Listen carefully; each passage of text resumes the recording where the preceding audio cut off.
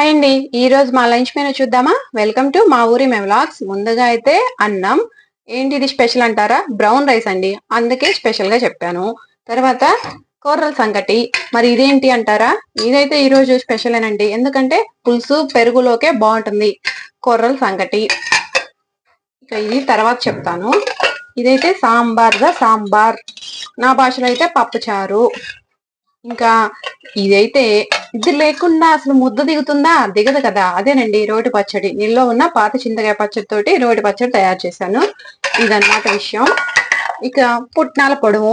ఇది రెండో ముద్దలో తినకపోతే అసలు బాగుంటుందా? భోజనం కూడా పూర్తి కాదు. నెయ్యి వేసుకొని ఒక ముద్దలో ఇది తిని చూడండి. తినే కొద్ది అన్నం ఇంకా తినాలనిపిస్తుంది. అప్పుడు బరువు ఎక్కుతామని ఇంకా భయం వేసింది కూడా. అందుకే చూసుకొని జాగ్రత్తగా తినాలి. తర్వాత వీటన్నిటికి మించి పాపాట్స్. వీటినైతే పచ్చిగా ఉన్నాయి, ఇప్పుడు వేయించుకొని తినేస్తాం. మరి మీరేం లంచ్ చేశారు ఈ రోజు? రండి కామెంట్ బాక్స్ లోకి మాట్లాడుకుందాం, సరేనా? మరి ఇక